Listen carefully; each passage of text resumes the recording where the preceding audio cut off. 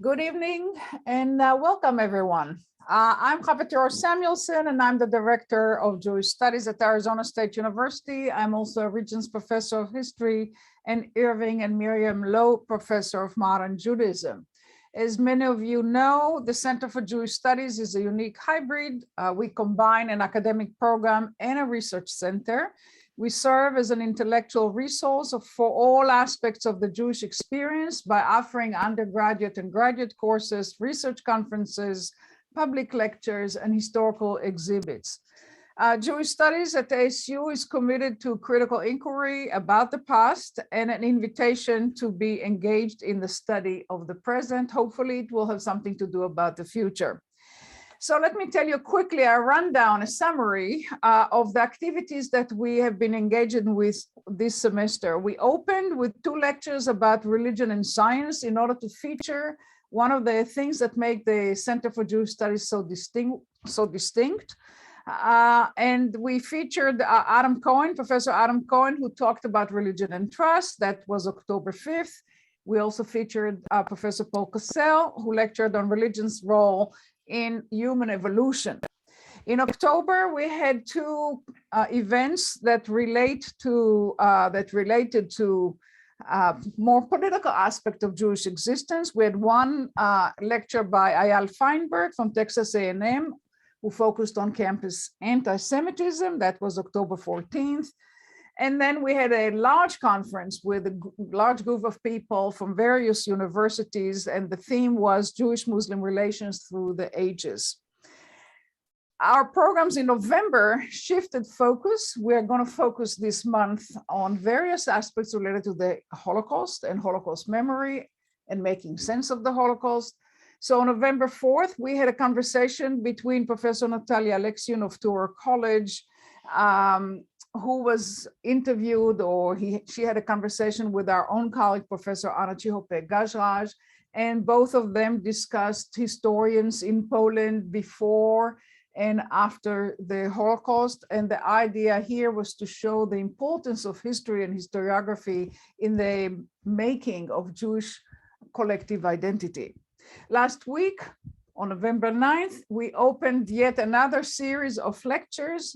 The theme is Thinking Through Literature After Auschwitz, and Professor Natalie Lozinski-Vich, whom you can see on the screen with us, she opened it with a lecture on Paul Celan, and she showed us, or she inquired with us, both the power of language as well as the limit of language, especially poetic language, in coping with the trauma of the Holocaust.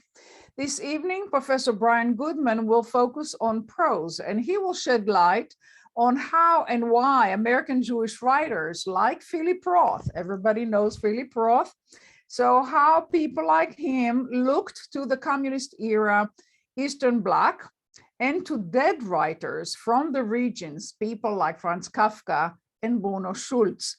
And these people, these past authors, enabled the American Jewish authors to imagine new ways of writing about the Holocaust in the final decades of the Cold War.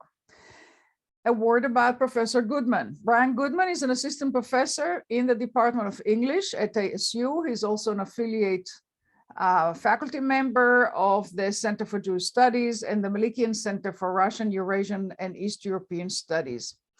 He researches the relationship between American Jewish writers and dissenting Cold War literary cultures on both sides of the Iron Curtain. Professor Goodman holds a PhD in the history of American civilization from Harvard University. That's from 2016. And he served as a postdoctoral lecturer of the Posen Family Center for Human Rights at the University of Chicago. All this was prior to coming to ASU.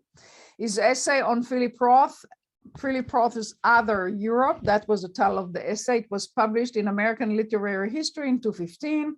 He has another essay on Arendt, that's Hannah Arendt, Franz Kafka, and the Uses of Misreading, which was published in Humanity, an International Journal of Humanism, Humanitarianism, and Development. And he just submitted his manuscript to Harvard University Press. And the focus of that is connected, of course, to his dissertation. It's the history of literary dissent across the Iron Curtain. He has another forthcoming essay on American Jewish writers in the Eastern Bloc. So with that in mind, you can see why the title of his presentation tonight, which is Ghostwriting, Philip Roth, Franz Kafka, and Bruno Schulz, obviously based on his research that I just told you about. So I will turn off my camera and my audio so we can listen to Professor Goodman. And after his presentation, he will handle the Q&A from all of us. Please submit your questions, comments in the Q&A function. It's better there than in the chat. So Brian, the stage is yours. We're all listening. First, my thanks to Hava for first proposing the idea for this lecture series. One of my favorite parts of being a faculty affiliate in Jewish studies at ASU is that we do so many public outreach events in the area. And this is where I actually find some of my most engaged audiences for my research. So thank you for the opportunity. It's also an honor to be in conversation with my colleague, Professor Natalie Lozinski-Beach, who gave an incredibly thoughtful and thought-provoking talk last week, focusing on Paul Celan and the impossible art of poetry after Auschwitz. It's also an honor, though, to be in conversation with all of you in the audience today. I actually see a few of my students showed up tonight. Thank you for being here. I hope you're not already sick of me from class, but maybe you'll pick up something new and different here. But I really want to emphasize the conversation that we have at the end of my talk during Q&A, and also a conversation we'll be having, I think, in 2 weeks. Our panel discussion, that's really the highlight of, I think, the lecture series for all of us. So I'm going to share my PowerPoint now. Let's see if this goes without a hitch. 1 second.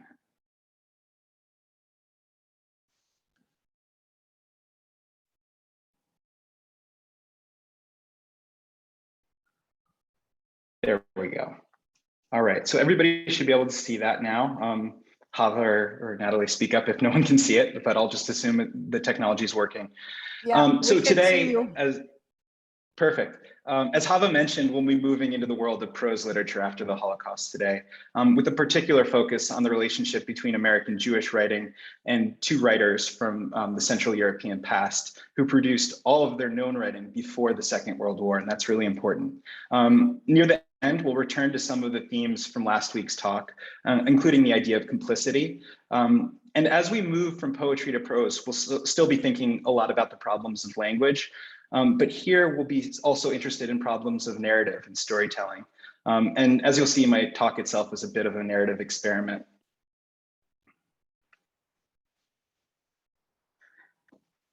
So I'd like to begin by transporting us all back to communist era Prague, the capital of the Czechoslovak Socialist Republic in the year 1976. And I want you all to picture the famous American Jewish novelist, Philip Roth, standing on a Prague street corner. Suddenly, he is approached by 2 uniformed police officers. By this point, Roth was used to being followed by undercover agents around Prague, but this brazen approach was something new. The Czechoslovak policeman demanded to see Roth's papers. Roth would later describe the encounter in detail in his experimental novel, Deception, published in 1990. As the protagonist, who's also named Philip Roth, narrates, quote, "I showed them my passport, my visa, my hotel identification card, but they said that wasn't enough. I had to come with them to the police station. I began to shout, alternately in English and in my high school French, that I wanted to see the ambassador at the American embassy," end quote. So what happened next? The Czechoslovak policemen, confused by Roth's loud antics, walk away to consult with the undercover agents waiting down the block. While they're distracted, Roth jumps onto a passing tram, narrowly avoiding apprehension. Back at his hotel, he immediately canceled the remainder of his trip, including a visit to Poland, and returned home to the United States. And Roth would be banned by the Czechoslovak authorities from returning to Prague until after the Velvet Revolution in 1989. But what was Roth doing in Prague in the first place?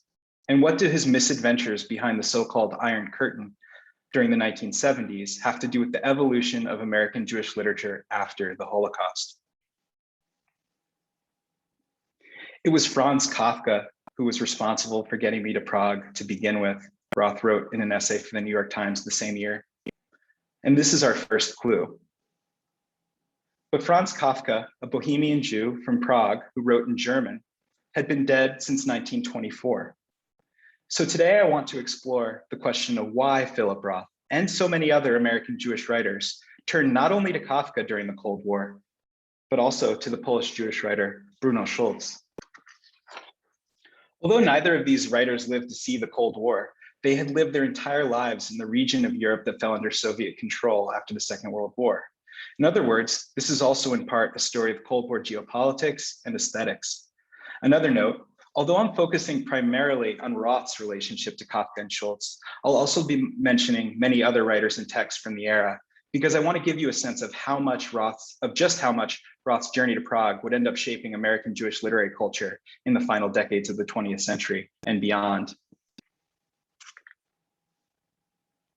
Here's an outline of my talk today. So first, I'm going to begin by exploring how Roth's intense fascination with Kafka drew him to Prague. Next, in part two, I'll describe what Roth discovered about Prague's contemporary literary culture under late communism and what he brought back with him from the so-called other Europe. As I explore in part three, part of the answer is the incomparable writing of Bruno Schulz. In the final part of my talk, my conclusion, we'll return to our shared theme of thinking about literature after the Holocaust. And I'll attempt to explain how Roth's journey to the other Europe provided American Jewish writers with a new set of narrative strategies for writing prose literature after the Holocaust, or what I refer to in my title as ghostwriting. So let's begin. Part one, In Search of Kafka. It was Franz Kafka first drew Roth to Prague, that's true. But before we get there, we need to talk a bit about this book, Portnoy's Complaint. If this was a classroom, this would be the point when I'd ask for a show of hands about how many of you have actually read Portnoy's Complaint rather than just having maybe heard of it or been warned about it. By the time Roth's most infamous novel was published, Roth had already won the National Book Award just at age 26 in 1959 for his debut collection, Goodbye Columbus. But Portnoy was a different kind of breakthrough entirely. No plot summary can really do justice to Roth's exuberant and obscene performance, to the singular voice of Alexander Portnoy. Until its last line, the final punchline, as it were, the entire novel takes the form of a comic monologue by the perverse Alexander Portnoy, a 33-year-old Jewish lawyer serving as Assistant Commissioner of Human Opportunity for the city of New York. Now, for those of you who haven't read the book in years, perhaps all you remember is either the scene in the Lincoln Tunnel or an ill-fated piece of liver. And perhaps it's best to just leave it at that. Portnoy's Complaint was a sensational bestseller, but not everyone loved Roth's novel. Indeed, some of the smartest Jewish critics in the United States hated Portnoy's Complaint, including the leading New York intellectual, Irving Howe. Between the 1950s and the 1970s, Howe did more than any other critic to establish a canon of Yiddish and English language Jewish writing in the United States.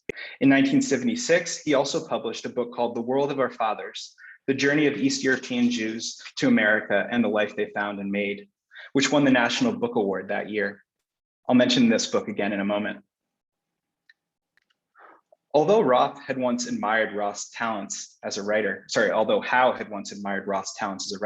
in 1972, he published a devastating essay in Commentary magazine called Philip Roth Reconsidered.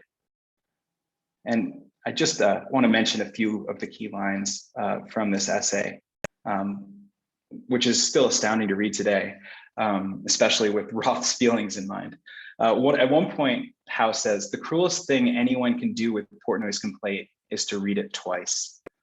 Really quite brutal.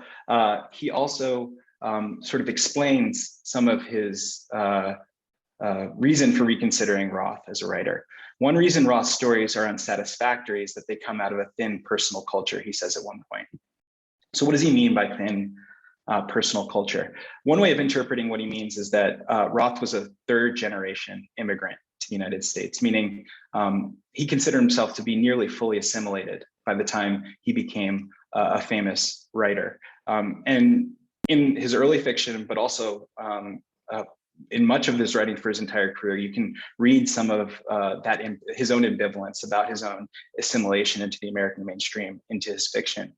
And I think that this is something that Howe is picking up on. This is, I think, what he means by thin personal culture.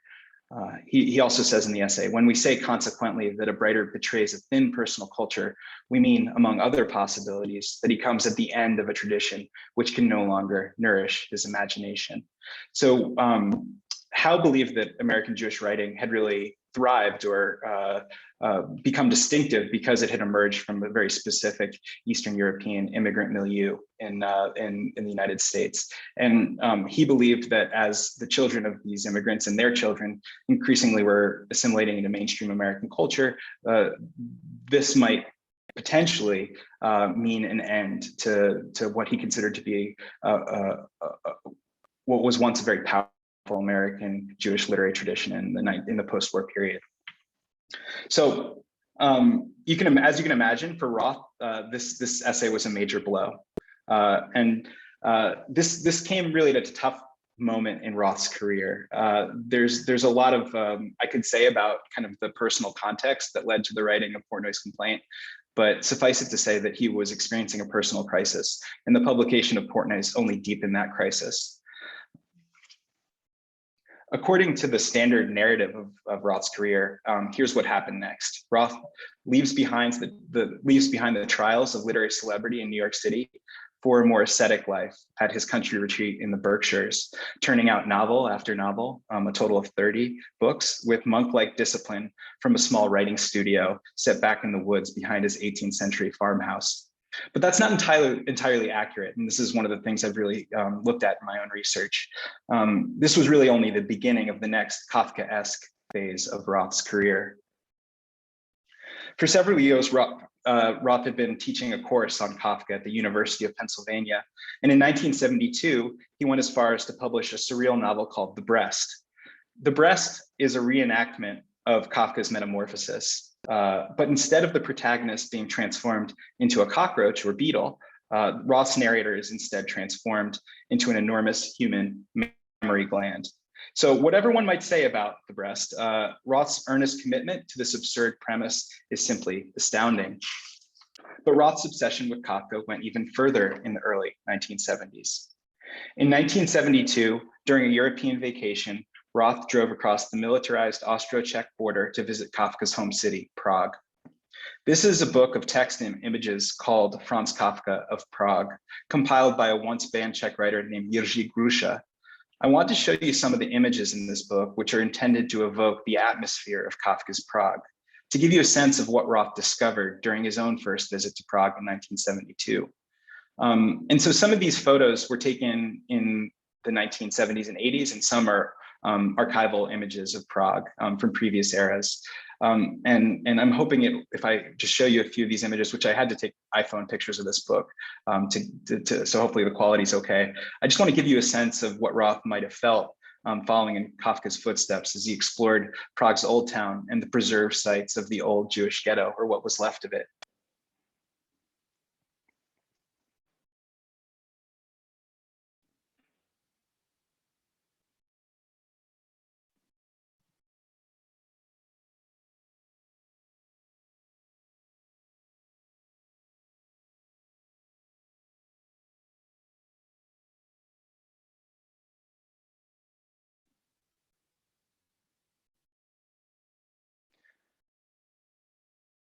So here is what Roth wrote in his essay for the New York Times, which he titled In Search of Kafka.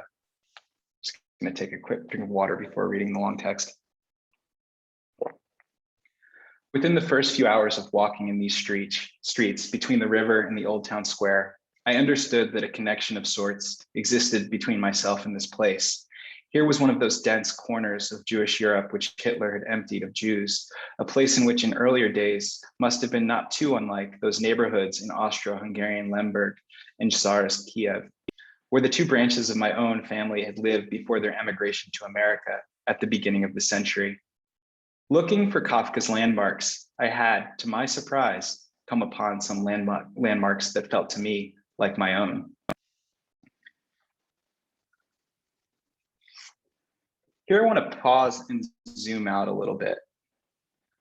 So this is what I think is a somewhat useful, confusing map This is a map of population density of Jews in Central Europe circa around 1900. And Roth's own family, as he mentions in that paragraph, came from two of the regions circled here, Galicia in the Austro-Hungarian Empire and Kiev. And we can see on the left of the screen, Bohemia and its capital Prague circled. The darker the green, by the way, is the greater the concentration of Jews in these regions at this period. So as this quote that I just read suggests, Roth's travels behind the Iron Curtain in the 1970s occurred amidst a broader Jewish American rediscovery of Eastern Europe, a region first encountered as a cultural memory and only then as a contemporary geopolitical reality. And this rediscovery, I should mention, was motivated in part by shifts in Holocaust remembrance that occurred in the United States since the 1960s. These shifts in Holocaust memory coincided also with a period of white ethnic revival in the 1970s. And ironically, few Jewish writers were more influential in this development than Irving Howe. But Howe's estimation, I should point out, would change dramatically, of his estimation of Roth, that is, would change dramatically once again, thanks to Roth's considerable efforts on behalf of Eastern Bloc writers, which I'll talk about in a moment. More immediately, Kafka provided Roth with a strategy for working through his own ambivalent feelings about having a thin personal culture, about his assimilated Jewish identity, and his own breakthrough into the American literary mainstream. And this ambivalence also helped Roth produce two of the greatest texts that he would ever write, including this one, Looking at Kafka. Now, the full title of this essay is actually, I Always Wanted You to Admire My Fasting, or Looking at Kafka. And this title is a reference to Kafka's 1922 story, A Hunger Artist, the final Kafka story published before his death from tuberculosis in 1924. And here I'm going to risk the hearsay of paraphrase and attempt very briefly to summarize both The Hunger Artist and Roth's essay about Kafka. So first, A Hunger Artist. The plot, such as there is one, because with both Kafka and Schulz, the plot isn't necessarily the point. It's quite straightforward. We are introduced to a hunger artist who performs for spectators in a kind of traveling circus, although we never see any of this circus beyond the hunger artist's own cage. Over the course of the story, the spectators gradually lose interest in the hunger artist, but the performer goes on fasting anyways, because as we learn, he has no other option. The story contains some of Kafka's most beautiful and devastating writing. Roth opens his essay Looking at Kafka with a long epigraph from the penultimate paragraph of A Hunger Artist, which I think we should all look at together to get a sense of the prose as translated by the mirrors. I always wanted you to admire my fasting, said the hunger artist. We do admire it, said the overseer affably. But you shouldn't admire it, said the hunger artist. Well, then we don't admire it, said the overseer. And why can't you help it? Because, said the hunger artist, lifting his head a little and speaking, with his lips pursed, as if for a kiss, right into the overseer's ear, so that no syllable might be lost. Because I couldn't find the food I liked. If I had found it, believe me, I should have made no fuss and stuffed myself like you or anyone else. These were his last words, but in his dimming eyes remained the firm, though no longer proud persuasion that he was still continuing to fast.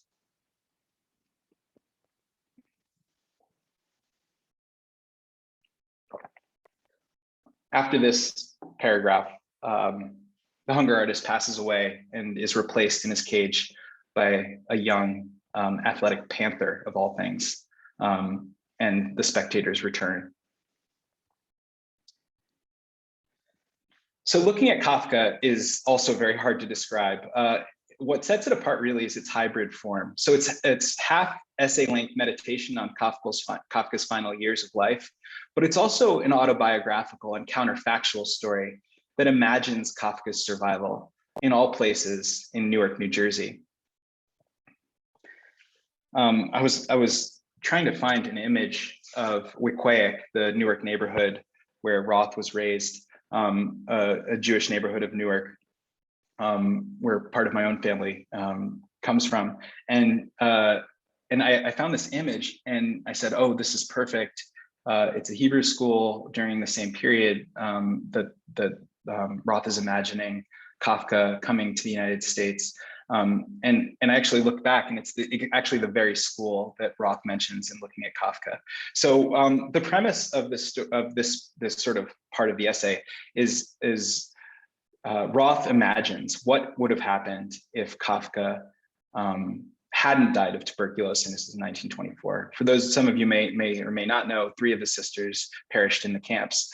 But Roth decides to imagine a different fate for Kafka. He imagines that he's able to escape and become a refugee in the United States. And he moves to Newark, lives the life of a bachelor, and ends up teaching Hebrew school to make a living.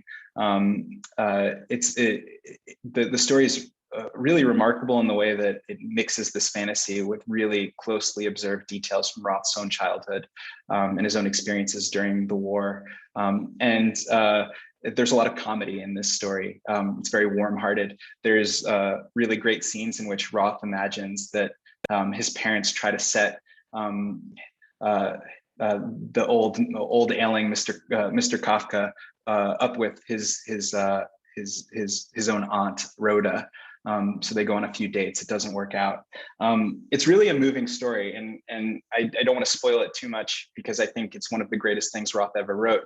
I also happen to think it's one of the best things ever written about Kafka. So I'd highly recommend seeking it out.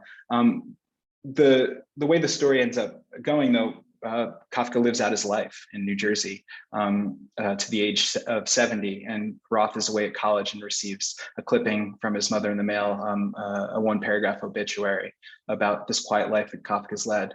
Because of course, if Kafka hadn't died, and if Max Brod hadn't published all of the manuscripts that Kafka had requested had to be destroyed, we would have never known the Kafka we're all familiar with his most famous novels being published after his death. And so there's this really powerful line that comes at the end of this essay. No, it simply is not in the cards for Kafka ever to become the Kafka. Why? That would be stranger even than a man turning into an insect. I just love this line. There's also a question that Roth that asks at one point, an ironic question: destiny being destiny, how could it be otherwise? Roth would return again to this counterfactual strategy in what I consider to be his greatest novel, The Ghostwriter, published in 1979, a decade after Portnoy's complaint. And really, you can measure the distance between these two novels and see how much he's grown as a writer over the course of the 1970s, launching him into the rest of his career. I don't have time to describe the entire novel, but in the second part of the book, the young narrator, Nathan Zuckerman, a stand-in for Roth. We can talk more about that later. I know that's a dangerous phrase to describe a narrator as a stand-in for the author. But Zuckerman imagines that Amy Billette, a young girl that he encounters in the Berkshires, is actually Anne Frank. And so, as with the fantasy about Kafka, Roth is supposing that Anne Frank survived the Holocaust. And Zuckerman goes on to invent her entire subsequent history as a refugee in England and in the United States. His rewriting of Anne Frank's story is contrasted with the musical adaptation of her diary that is playing on Broadway at the time. And it's a staggering decision by Roth that courted quite a bit of controversy.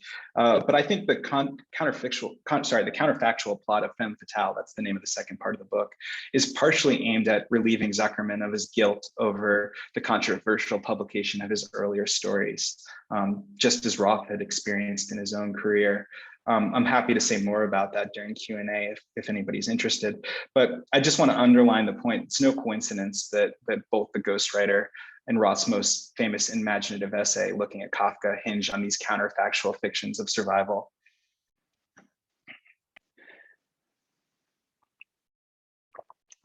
Now, I just want to note one other detail about The Ghostwriter before moving on, which is that the novel is dedicated to the Czech novelist Milan Kundera, another Kafka devotee who Roth first met during one of his first visits to Prague in the early 1970s. And I think that this really suggests that Kafka wasn't the only writer that Roth learned something from during his time behind the Iron Curtain. Part 2, The Other Europe.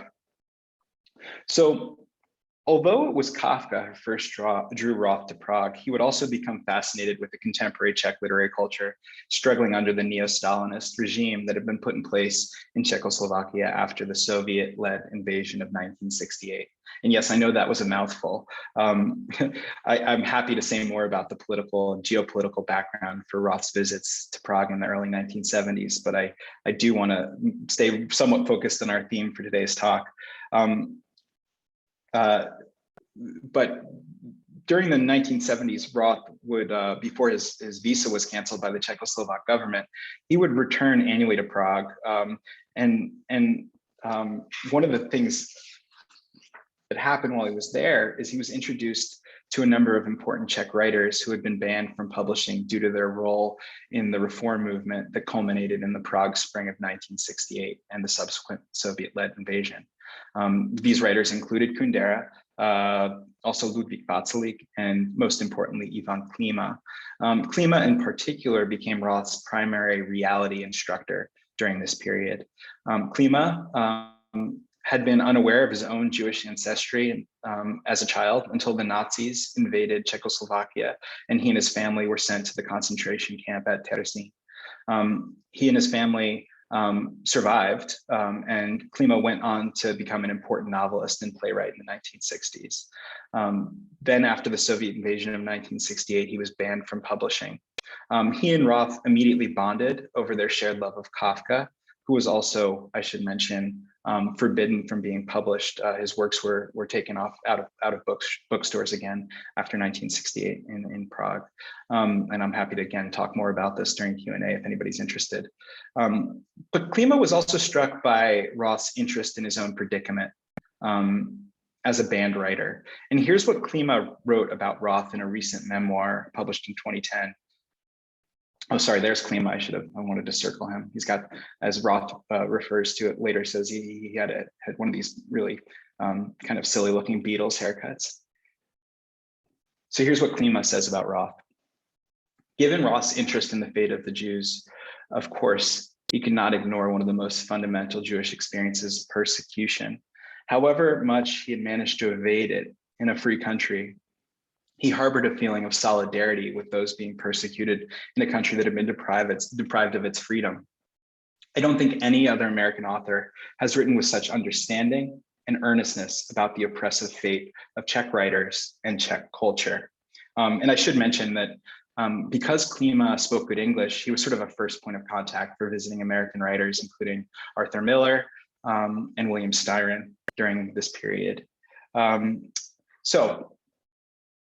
Unfortunately, as I sort of alluded to in my opening, the Czechoslovak secret police also took note of Roth's efforts on behalf of his Czech friends.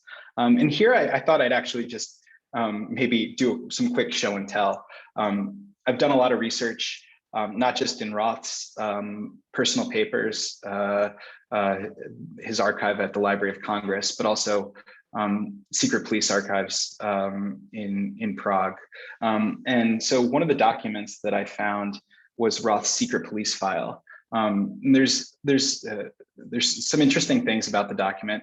First of all, I've just highlighted his code name, which I was always kind of entertained by, which was turista, which meant the tourist. There's also a lot of other interesting material in here. In particular, the way that anti-Semitic code language is used in order to kind of isolate Roth as a dangerous foreign element. As I mentioned, the secret police was watching closely as Roth became increasingly involved in trying to help out his Czech friends. So again, I'm going to move rather quickly through this, but I just want to mention some of his escalating activities during the 1970s. First, there was what's called the ad hoc financial scheme. And essentially what Roth did is he went to the Yorktown neighborhood in New York, and he went to a travel bureau that specialized in sending remittances back to countries in the Eastern Bloc. And the only way to do this was with these coupons called Tuzek's coupons, which essentially was a way that the Czechoslovak government could control the the circulation of foreign currency. So Roth had to create a very elaborate scheme in which what he did was he paired American writers with Czech writers who were banned from publishing, who were facing financial trouble. And so these writers would send a monthly amount of money just to support these writers back to Prague using these coupons. And the list of writers who were involved in this scheme, it's really quite astounding, included Edward Albee, Sal Bello, John Hersey, Alison Lurie, Joyce Carol Oates, William Styron, Barbara Tuchman, Gore Vidal, and Kurt Vonnegut. Obviously, this was quite risky for Roth to undertake. The scheme didn't last very long. Roth also did a few other things, and all of this was done anonymously, I should say. Roth also wrote a country report, an unsigned country report for the writers' organization PEN about the situation of writers in Czechoslovakia. You'll notice the title I've highlighted, A Visitor's Notes on Kafka's City. My first hint that this was written by Roth. Which I was later able to confirm. So he's getting more and more involved. And this is all what kind of leads to this encounter with the secret police and Roth kind of escaping onto the tram and never returning to Prague, at least during the communist period. So as I said, all these activities finally caught up with Roth in 1976, but not before he did something even more important, establishing one of the great transnational publishing projects of the entire Cold War era. So 2 years before his tourist visa was canceled, Roth had inaugurated a new paperback series at Penguin called Writers from the Other Europe. The Other Europe series, for which Roth served as general editor, went on to become one of the great, really great and important and influential projects of this period. Not only did the series help introduce many of the banned Czech writers Roth had met in Prague to a much wider readership outside the Eastern Bloc, most famously Milan Kundera, but the series also helped establish an entire alternative canon of Central and Eastern European literature in English translation. By the end of the Cold War, the Europe series had expanded both geographically and chronologically to include 17 works by 11 authors who wrote in 4 different languages: Czech, Polish, Hungarian, and Serbo-Croatian. And to help inoculate these works from reductive Cold War political interpretations, Roth commissioned introductions from some of the most celebrated writers in contemporary world literature, including Updike, Heinrich Bull, Carlos Fuentes, Joseph Brodsky, and Angela Carter. And they also all had this kind of very distinctive jacket design. Maybe some of you recognize these books from the 1970s and 1980s. One of the writers that the series helped to popularize in the United States was Bruno Schulz.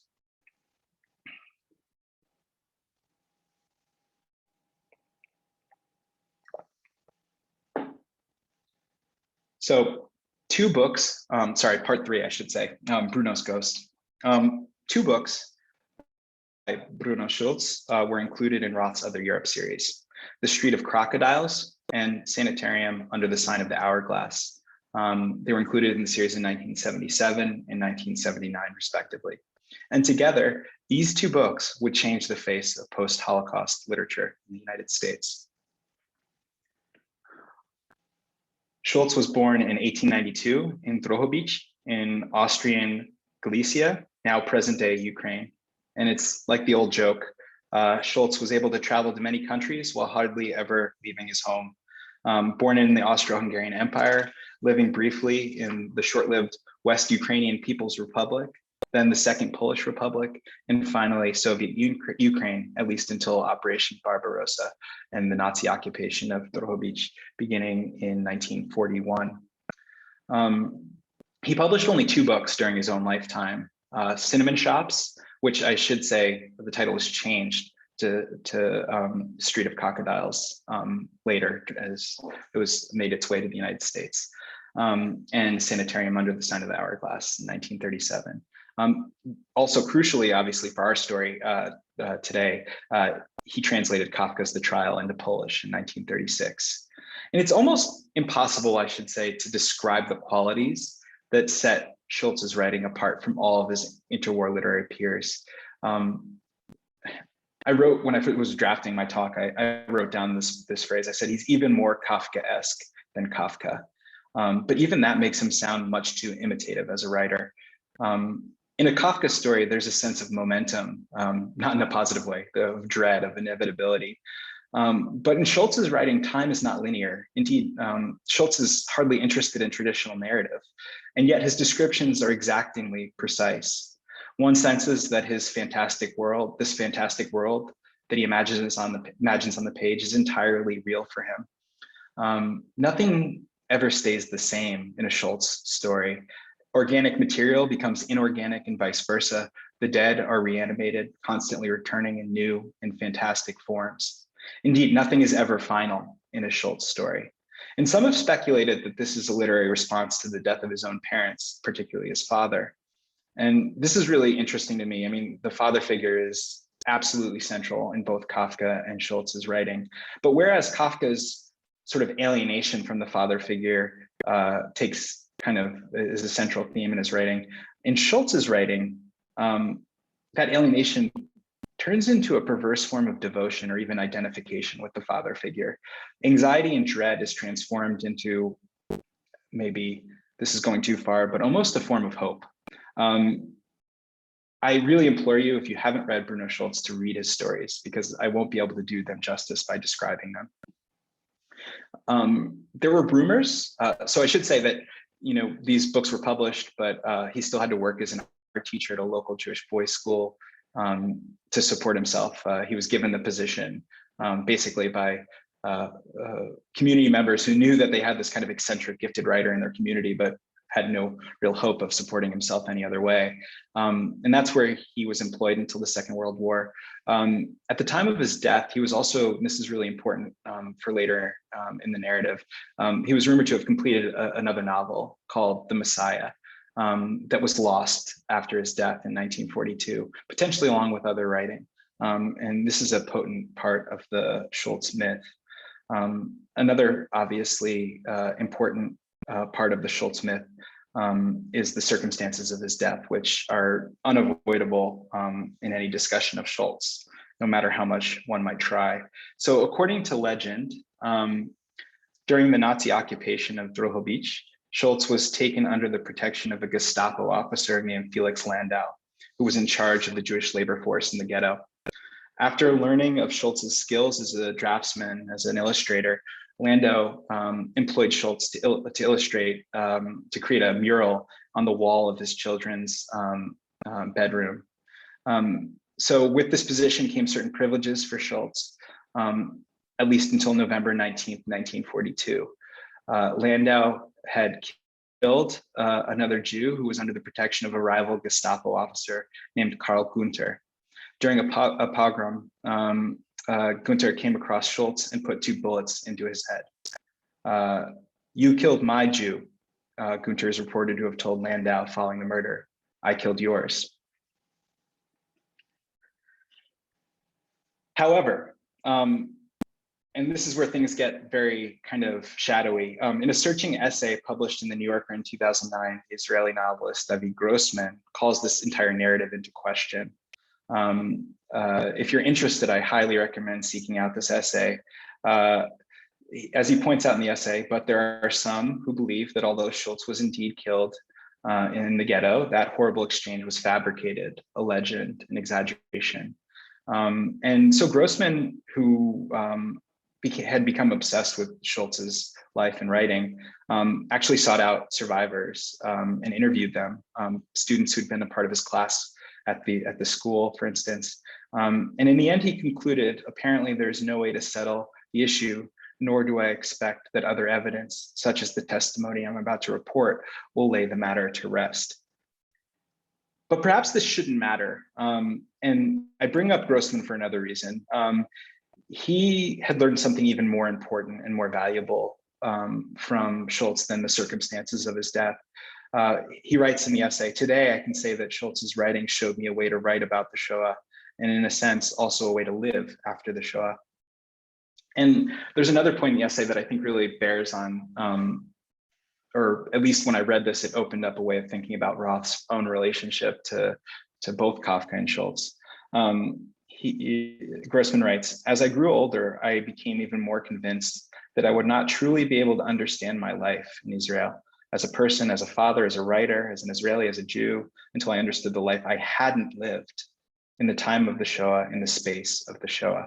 Now, obviously, the circumstances for an American Jewish writer like Roth are very different, but I do think he faced a similar dilemma, and he was at an even further remove from the events that engulfed a writer like Bruno Schulz.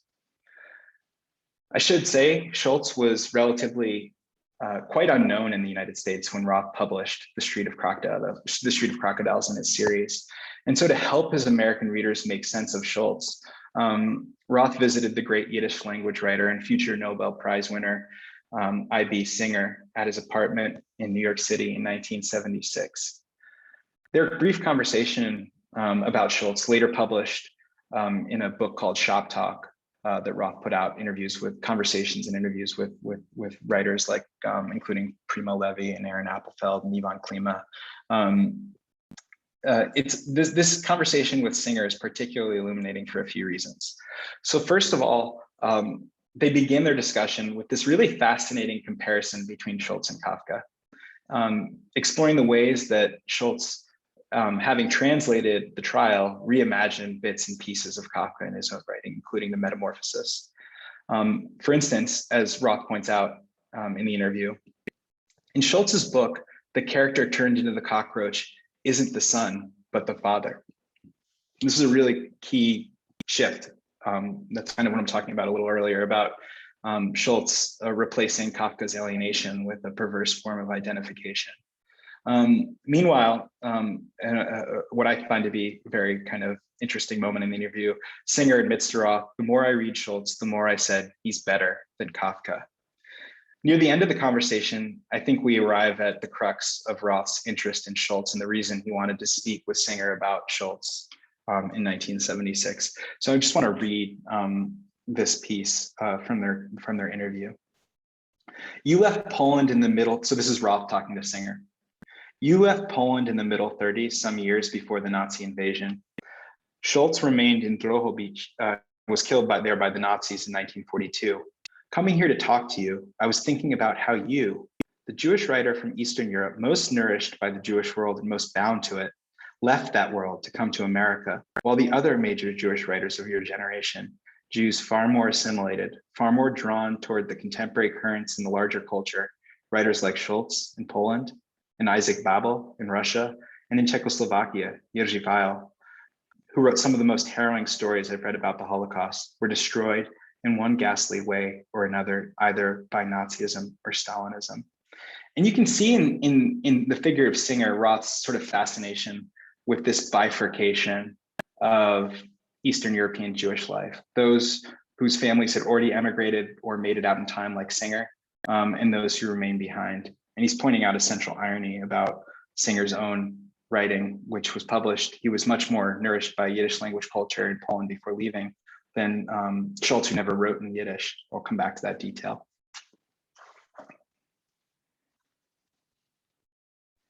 So Schulz is also the key figure behind Roth's 1985 novella, The Prague Orgy, which continues the story of Nathan Zuckerman, the protagonist of The Ghostwriter. Zuckerman has come to Prague to track down a lost Yiddish language manuscript of a writer named Sisovsky, who bears a conspicuous biographical resemblance to Bruno Schulz, including the apparent circumstances of his death at the hands of a Gestapo agent. Now, I should point out that many Roth critics have made the mistake of seeking out the real biographical parallels of Roth's fictional narratives. Let me give an example of why this is such tricky business. Take the character of Bolotka in The Prague Orgy, who is often pointed to as a fictionalized version of Ivan Klima. At one point in the novel, Bolotka tells Zuckerman that the Czechoslovak secret police's, quote, interrogations are not to be dramatized. But as I discovered in Roth's archive, this line is actually taken directly from a 1978 letter sent from Kundera to Roth. You can see the line, Roth has underlined the letter near the bottom of this slide. I also circled the name at the top. So the letter opens, Philip. It's very difficult to say what Mrs. Sobkova's interrogation meant, but we must realize this.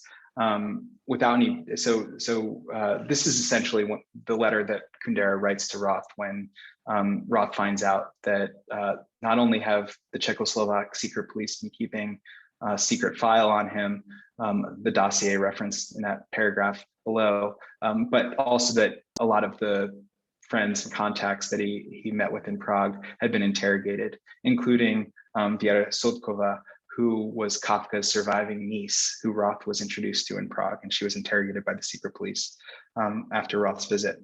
So all this is to say that we have to be really quite careful when making assumptions about biographical parallels in Roth's fiction.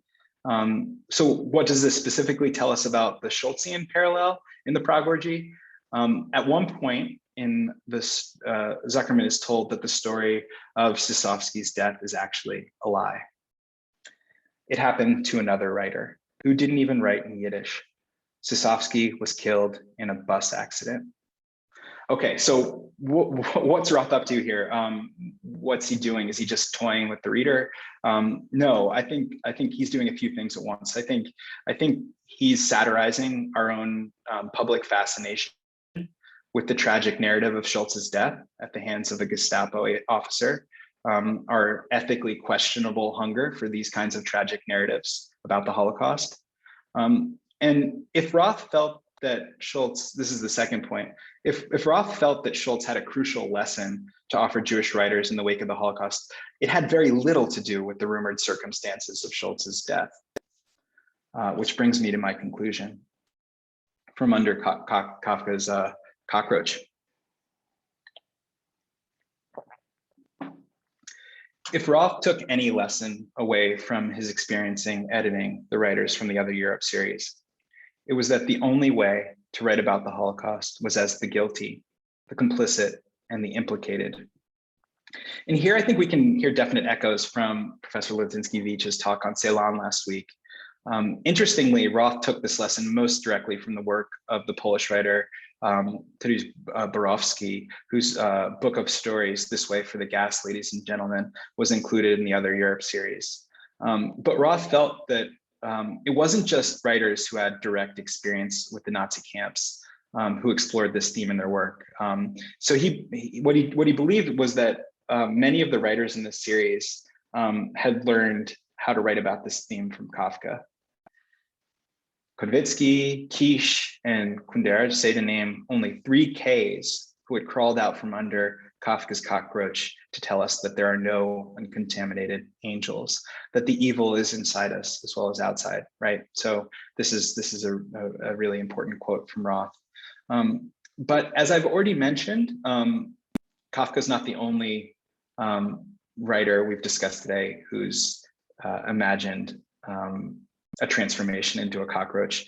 We also need to think of Schulz. So many of these writers in the series were influenced by both Schulz and Kafka. And thanks to Roth's series, some of the most important voices in 20th and 21st century American Jewish literature have turned to the figure of Bruno Schulz in their own writing, beginning with Roth's great contemporary Cynthia Ozick. A novel I teach sometimes in class alongside the Prague Orgy is The Messiah of Stockholm, a very strange novel with a character who believes he's the surviving son of Bruno Schulz. And this is also a story about the possibility or the impossibility of recovering the lost manuscript of The Messiah. And this has really continued this trend in American Jewish literature well into the 21st century. So just to quickly mention a few other books, here's some other examples. Michael Chabon's The Final Solution, A Story of Detection. Perhaps most famously, The History of Love, a wonderful novel by Nicole Krauss. Here, parenthetically, I would just mention, if you're interested, The New Yorker magazine has a great fiction podcast where you hear contemporary writers choosing a story from the New Yorker archives to read and discuss. So you can search for this online if you're interested, but Nicole Krauss talks about Bruno Schulz in one episode and reads one of the final stories from Schulz's collected works. And she really has some very illuminating, brilliant things to say about Schulz. And her novel, The History of Love, I should say, is deeply not only influenced by Schulz, but a sort of ghost or double of Schulz plays a central role in the narrative. Now, I'm going to mention one final work that I have ambivalent feelings about, but I think there's something very illuminating about this project. So this is a book, or I should say maybe an object, an art object created by the novelist Jonathan Safran Foer called Tree of Codes. And Safran Foer had always been interested in trying to create sort of what he called a die cut book by erasure. In other words, what he wanted to do was take an existing book and by cutting out language and words, removing language, create a new kind of narrative. And so he kind of experimented doing this with dictionaries and encyclopedias, but finally he had the courage to try to do it to a book to The Street of Crocodiles by Schulz, which was his favorite novel. You know, I have complicated feelings about this project, about Safran Foer's writing in general, but there's something very moving about this project to me.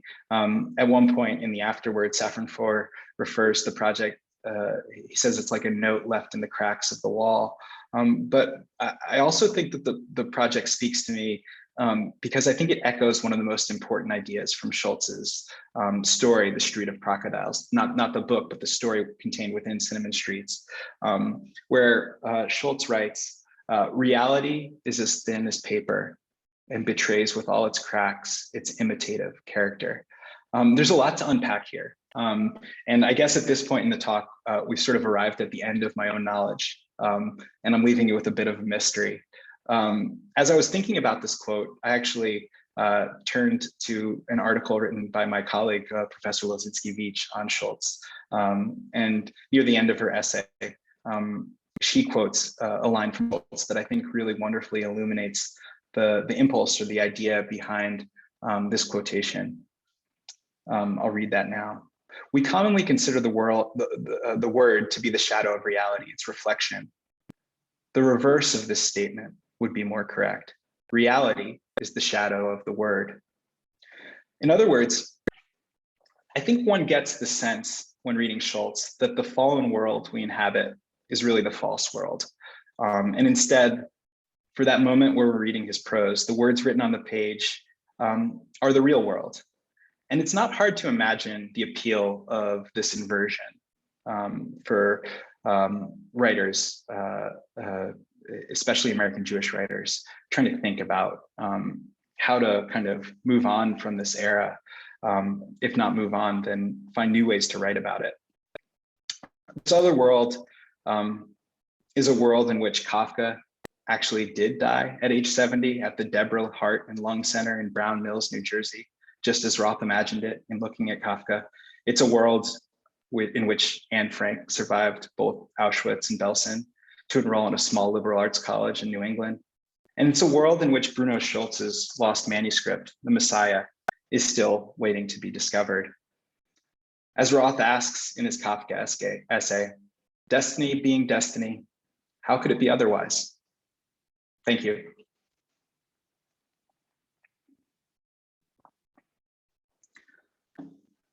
All right. So thank you, it's so Brian. strange always talking to screens. Thank you, Hava. I think I'm in charge of Q&A. Yes, so please. I see only one question, so I can answer that. And while I'm reading that, please feel free to ask any question. There's really, anything I reference quickly, anything even just tangentially related. Philip Roth's been in the news a lot because of the recent biography. I'm happy to discuss sort of any of these topics. The first comment or question, please provide the name of the Roth book you discussed early in the lecture that is written around his trip to Prague and investigating Kafka. So that's, you can actually Google it. It's called In Search of Kafka. It was published it's just an essay in the New York Times in 1976. You can find it pretty quickly. It's very quick to read, but it's very interesting and illuminating. Okay, let's go to the next question. So why again was Irving Howe so critical of Philip Roth? Yeah, this is a great question, and I'm happy to talk about it a little bit more. I should admit first of all that I think Irving Howe is brilliant. I love his criticism. He's just a very smart critic. I'm also very interested in the New York intellectual milieu that he sort of helped define, but also kind of departs from in interesting ways over the course of his career. An interesting fact about Irving Howe that I discovered while writing my book is that he was actually an editorial assistant as a young man to Hannah Arendt as she was editing Kafka's diaries in New York City, which is, it was a short-lived partnership, but also kind of fun to imagine them sitting around talking about Kafka.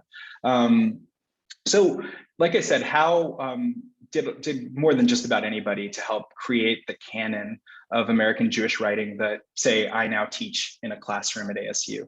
So I've got it right in front of me. This is kind of almost, the cover almost reminds me of Portnoy's Complaint, right?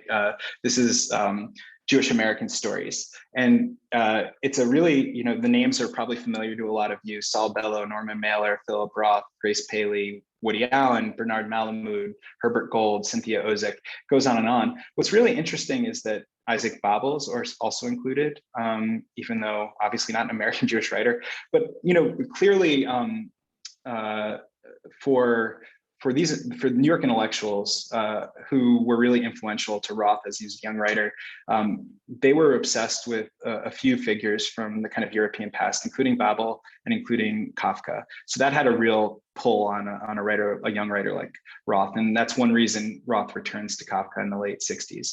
I realize this is a really roundabout way of answering the question, but this volume is really important because, even though this is sort of the canon that we now teach in universities still to this day, with some obviously important revisions, the preface that Howe includes in this volume sort of speculates that this tradition is at an end, that having kind of left this immigrant Jewish milieu, becoming assimilated, becoming secular, had kind of taken away what was distinctive about Jewish American writing.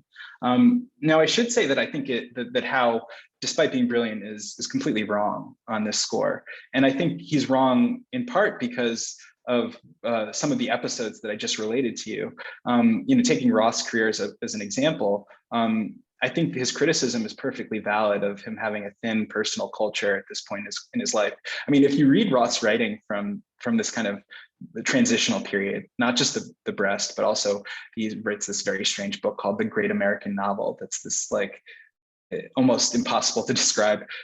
His first Prague novel, The Professor of Desire, is not very good, in my opinion.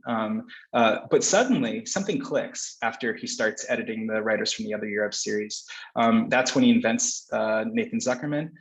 This is when he becomes much less kind of interested in self-dramatization, turns more outward towards problems of 20th century history and politics. It really sets up the way he turns back towards thinking about the United States and the American trilogy near the end of his career in the 1990s. I could talk more about that, but when you look at the manuscripts for novels like American Pastoral, in fact, American Pastoral began as a story being drafted in the 1970s called, I think, How the Other Half Lives, where the protagonist from American Pastoral goes to Prague. So really his perspective on the United States and American literature, history, and culture, and what it means to be a Jew in the late 20th century in the United States is informed by his experience here. And so maybe if we take Howe's criticism seriously, then I think that his personal culture becomes just a little bit thicker after the 1970s. All right, let's keep going. And if I don't get to the heart of the question that you ask, feel free to just put a follow-up question in the chat. We have some time. Impossible question, I love it. As we started last week, this is all about impossibility in this lecture series. Impossible question, but I have to ask: do you think the Messiah will ever be found, or did it ever exist? I doubt it, but that being said, stranger things have happened, as Kafka points out about the fact that we have as Roth points out, the fact that we even have Kafka's novels coming to us. after his death. But I think more importantly, they already do exist. They exist in the way that they're reimagined within novels by Cynthia Ozick and Nicole Krauss, for instance, the way that their kind of own fantasies about what this manuscript might possibly look like informs and animates their own projects, means that there's a living connection in the writing of American Jewish literature in the 21st century that connects all the way back to Schulz in the small town of Drohobych in the interwar period, which I find to be quite powerful.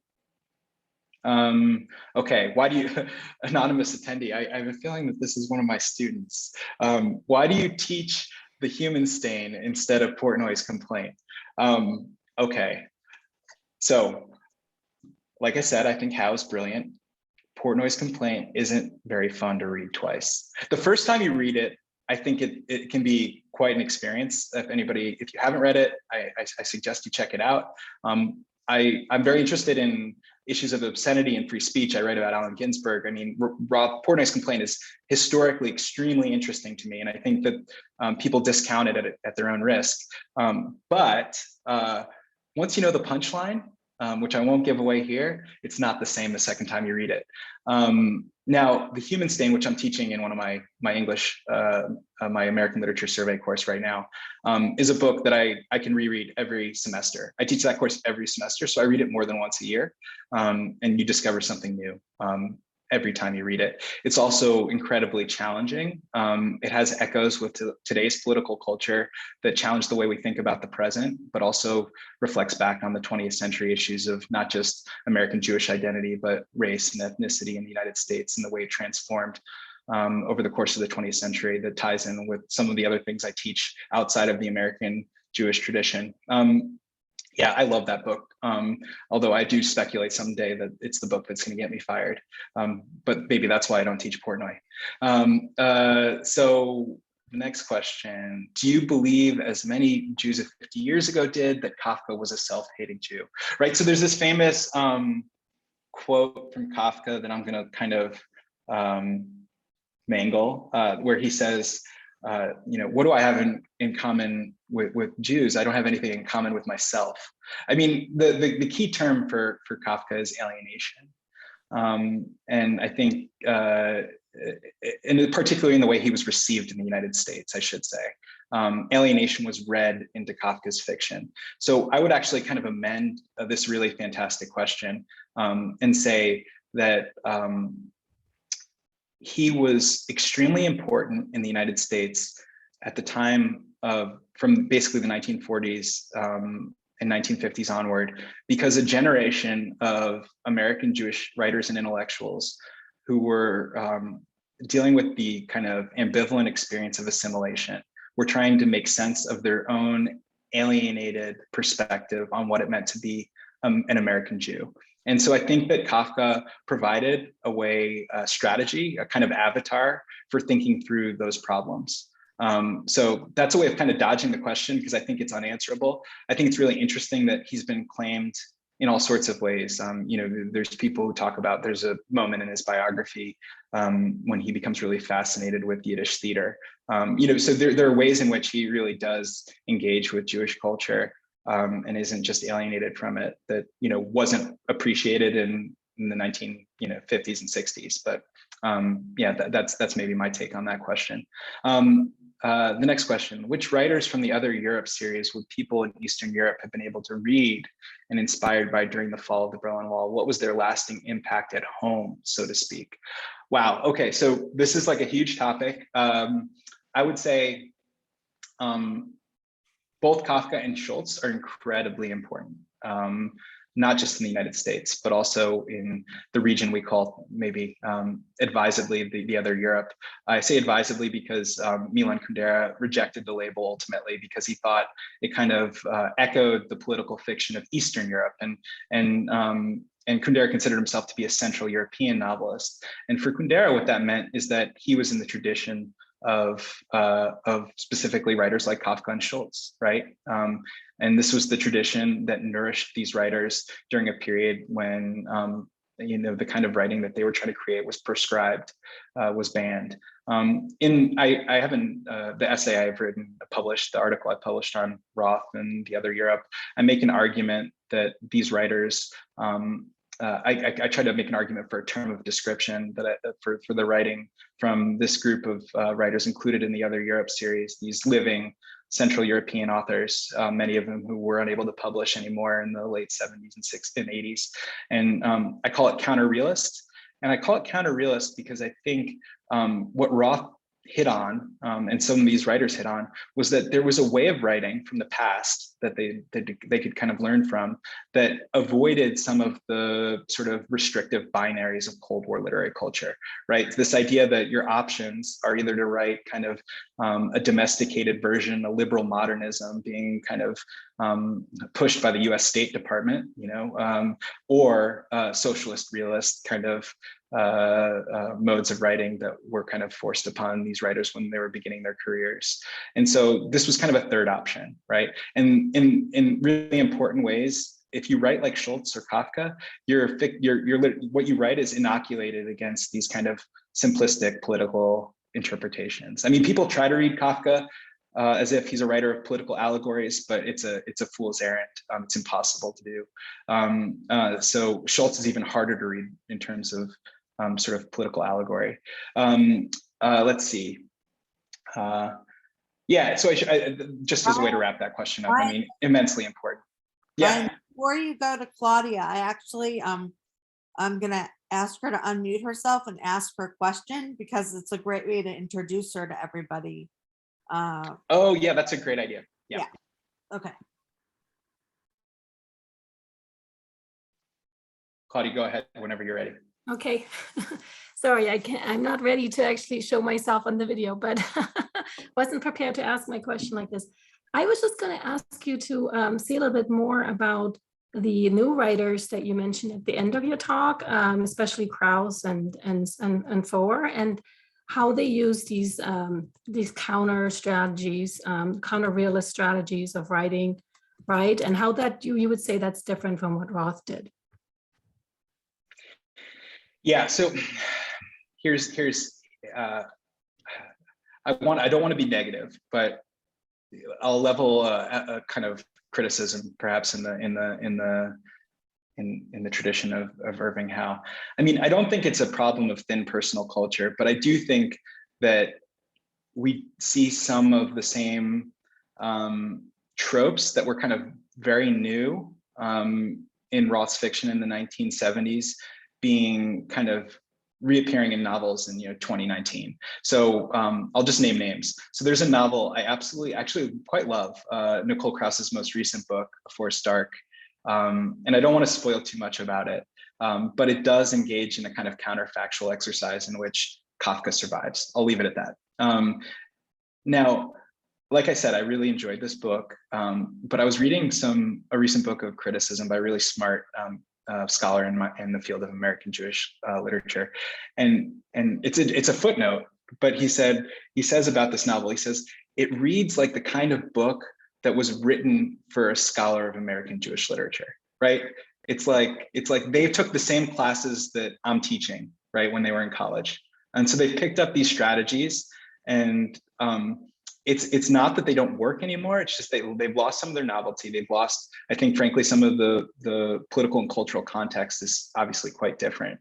But I do think that there are really interesting strategies that still have a lot of salience. I mean, I haven't read the full book yet. Maybe we'll talk about this a little bit during our conversation in a couple of weeks, but Michael Rothberg, a brilliant scholar of Holocaust memory, his new book is The Implicated Subject. And so, we can circle back to this when Natalie and I get to talk, but this idea of complicity, I think, is still quite relevant in thinking about sort of implication a little bit. And those themes, I think, are things that I hope aren't lost, don't go away. I also personally just love counterfactuals. My master's thesis was all about counterfactuals in Roth's writing. And so, personally, every time I see one of these things, including in Nicole Krauss's novel, I love it. I get a kick out of it. But I do think that it's lost a little bit of its originality. Can I just ask a follow-up question then? Yeah. So that's the second part of the question that I wanted to, I think I might have put it in the written version, but yeah, actually, what does this element of complicity, like, how do you see, is that something that these newer writers are recognizing in ways that Roth did not? Is that what you were trying to say? No, I mean, I think Roth really understood that, or came to understand that. I think what's interesting about Roth in particular is that he really turned those questions back on U.S. history in a way that I think we're still all grappling with, or failing to grapple with. And so these aren't just lessons for thinking about, how to write literature after the Holocaust. I think that they're very relevant, say in my American literature since the Civil War course, right? Yeah, I think Roth already kind of hit on that theme, and I think he really did pick that up from a lot of these Central European writers. I was going to save this, and maybe it's a preview for our conversation in 2 weeks, but I don't want to go too far down the rabbit hole. But I do want to note that a few of the writers from East Central Europe that Roth learned this lesson from actually picked up this literary strategy from American writers like Edgar Allan Poe.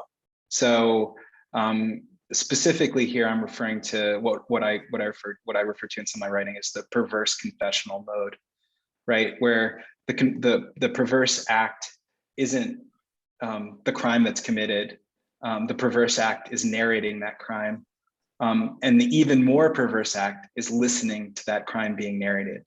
So that implicates the reader in the crime that's being described, if that makes any sense. I know that's like a little bit complex to throw out at the end of an hour-long talk, and maybe we can talk a little bit about that next week or in 2 weeks. But I hope that makes a little bit of sense. I think there is a transnational genealogy that Roth's a part of, to borrow a phrase from a scholar named Ross Posnock. He calls it a genealogy of immaturity, which I think is a great phrase. Brian? Yeah. David Cater had a question that he accidentally put in the chat. Okay, great. You want me to read it, or you want to read it? I can read it. I got it right here. From 802. Yep, I see it. Okay.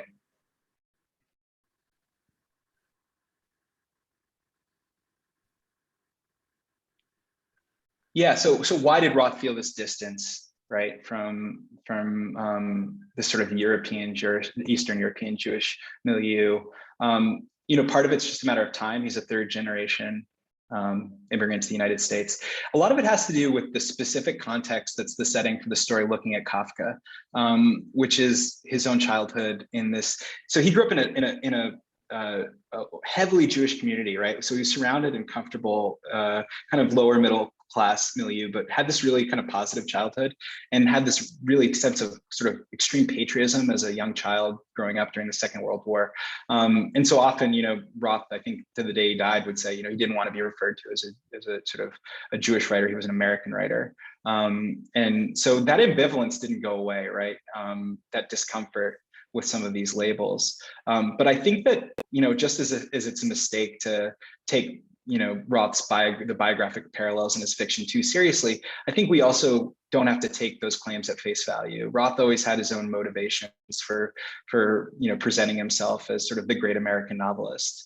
But I think that we can find much more than that in his writing. I hope that answers the question a little bit. I mean, part of it's just sort of generational, a matter of time and distance.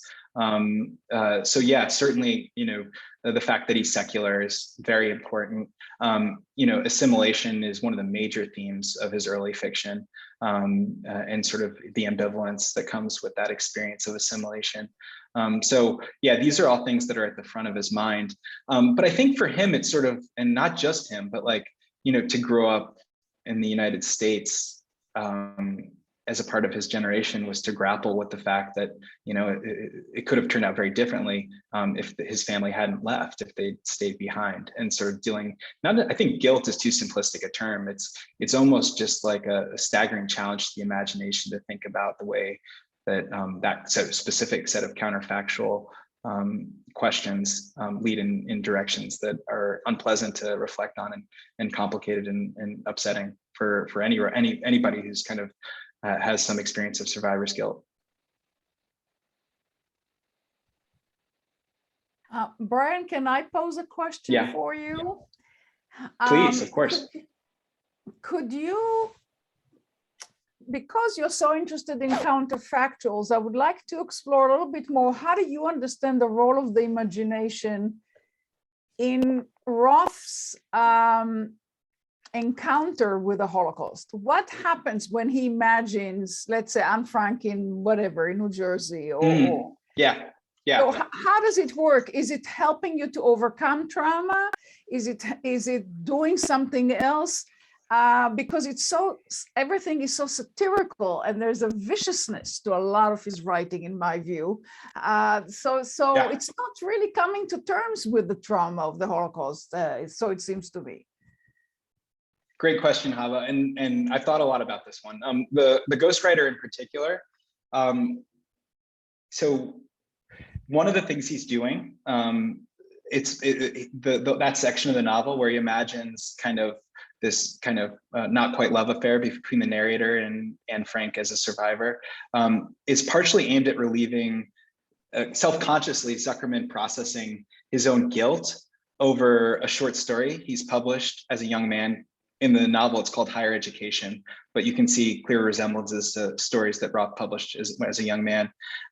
In the novel, in The Ghostwriter, Zuckerman has sort of criticized the moralizing attitude of his father, and this kind of comically described, viciously described character, Judge Wapter, who sort of this luminary in the Jewish community that Roth comes from. And when Zuckerman sort of says the Holocaust happened in Europe, not in Newark, right? That's one of the things he says to Judge Wapter, who calls his stories anti-Semitic and says that they're harmful to his community. He says, quote, "We are not the wretched of Belsen, we are not the victims of that crime." One way of reading that is he doth protest too much, right? Like there's clearly something ironic in that self-representation. While in the first part of the novel, Roth sort of uses the distance between Europe and America to satirize the moral probity of the Jewish elders in his community, he's also sort of subverting that distance through this counterfactual plot by bringing Anne Frank face to face with Nathan Zuckerman. Now, I think that, like I said, the key term here is ambivalence. I think what's really interesting is the most famous counterfactual plot in all of Roth's fiction, of course, is in The Plot Against America, the novel in which Roth imagines America First as a movement in the 1930s, a very real movement in the 1930s, comes to power with Charles Lindbergh as elected president, the anti-Semite, and also aviator. What Roth's doing in that novel, my reading of that novel, so despite the fact that this is quite a dramatic kind of counterfactual scenario, this is Roth's by far most autobiographical book. The narrator is named Philip Roth. And what I think he's doing is late in his life, he's actually coming to kind of change, to flip on its head the kind of the perspective that he satirizes, the perspective of his parents that he satirizes in his early fiction. Suddenly, all the things they warn him about come true, right? Those things are taken seriously. So I think it's a re-engagement with the wisdom of his own parents' generation that I find really powerful, especially more powerful today as we see resurgent, white supremacy and anti-Semitism in the United States. I think Roth was picking up on this already in 2004 when he wrote that novel. Yes. All right. Thank you. Well, do we have more questions? Anything available on the chat? Let me check, or you can check also. No, that's I don't see anything. You don't think? Looks like we're all done. So I would like to thank, if we don't have any more questions, because we can talk about Roth for a long time. He's very complex, obviously, but we can leave some of those questions to the conversations we're going to have on November 30th, which will be led by, or will be moderated by Professor Claudia Sadowski-Smith, who asked one of the questions tonight.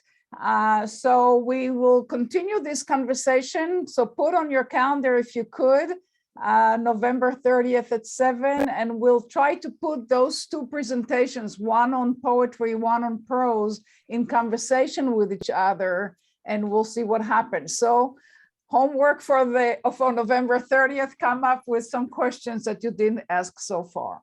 All right, so thanks again. Have a wonderful evening, and we'll see you on November 30th.